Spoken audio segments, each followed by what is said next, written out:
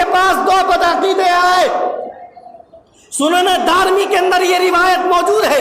امام ابن سیرین کے پاس آئے, آنے کے بعد کہنے لگے امام صاحب ہم آپ کو حدیث سنانا چاہتے ہیں. کیا کہا؟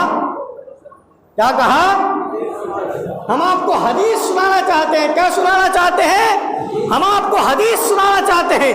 امام ابن سیرین نے ان کو دیکھا اور ان سے کہا کہ مجھے تم سے کوئی حدیث نہیں سننی ہے. کیا کہا؟ چلے جاؤ یہاں سے, مجھے تم سے کوئی حدیث نہیں سننی ہے. تو یہ جو لوگ ہوتے ہیں بڑے بے شرم ہوتے ہیں, کہنے لگے حضور حدیث نہیں سن رہے ہو تو قرآن کی آیت ہی سن لو. کیا کہا؟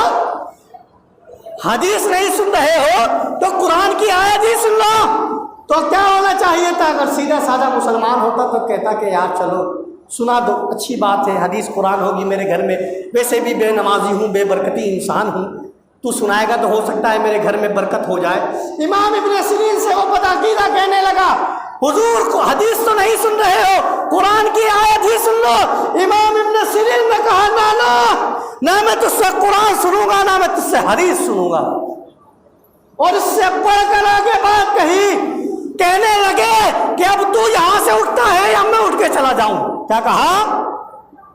کہ تو یہاں سے اٹھتا ہے یا میں اٹھ کے چلا جاؤں. اب گھر امام ابن سیرین کا تھا تو ظاہر بات ہے کہ اسی کو جانا تھا. وہ وہاں سے اٹھ کے چلے گئے.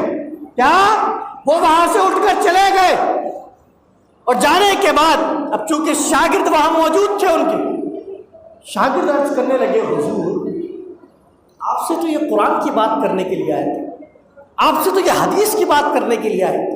آپ کو تو چاہیے تھا کہ آپ قرآن کی بات سنتے, آپ حدیث کی بات سنتے, مگر عجیب معاملہ ہے, آپ نے ان کو بھگا دیا ہے, آپ کو ان کو اٹھا دیا ہے. لوگوں کا ہاتھ دیکھا گیا ہے, کوئی قرآن کی بات کرتا ہے, کوئی حدیث کی بات کرتا ہے تو اس کے لیے شربت کا انتظام کیا جاتا ہے, اس کے لیے ٹھنڈے پانی کا انتظام کیا جاتا ہے. مگر آپ امام ابن سیرین کو دیکھیے کہ نہ پانی پوچھا نہ شربت پوچھا, بلکہ وہاں سے ان کو بھگا دیا ہے. ان کے شاگرد پوچھنے لگے حضور بھگا کیوں دیا؟ قرآن کی بات کرنے آیا تھا, حدیث کی بات کرنے کے لیے آیا تھا, ان کو کیوں بھگا دیا؟ امام ابن سیرین فرماتے ہیں, اور اس بات کو اپنی تختیت دل پر لکھ کر لے جاؤ بھولے بالو مسلمانوں, امام ابن سیرین فرماتے ہیں کہ یہ مجھے حدیث صحیح سناتا. کیا؟ یہ مجھے حدیث صحیح سناتا, قرآن کی آیت صحیح سناتا, مگر امام ابن سیرین فرماتے ہیں کہ قرآن کی آیت کے اندر, قرآن کی تفسیر کے اندر, قرآن کی تشریح کے اندر کوئی ایسی بدعقیدگی والی بات بتا دیتا کہ اگر اس پر میرا ایمان آ جاتا تو میرا ایمان برباد ہو جاتا. اللہ اکبر کبیرہ.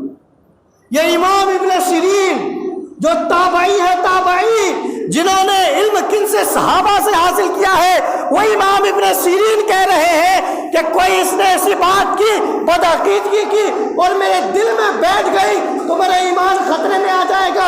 ارے وہ بھولے بھالے مسلمانوں ذرا سوچو, تم تو دیکھتے رہی ہو کہ کوئی مولوی آیا ہے, کوئی مفتی آیا ہے, وہ کہتا ہے کہ دین کی بات کرنی ہے, اس کی بات سننے کے لیے کھڑے ہو جاتے ہو, اور ہوتا کیا ہے کہ تمہارے عقیدوں کو خراب کر دیتا ہے, تمہارے ایمان کو خراب کر دیتا ہے. آج دیکھا گیا ہے کہ لوگ خود محدث بنے ہوئے کہ نہیں بنے ہوئے, آپ نے دیکھا ہوگا.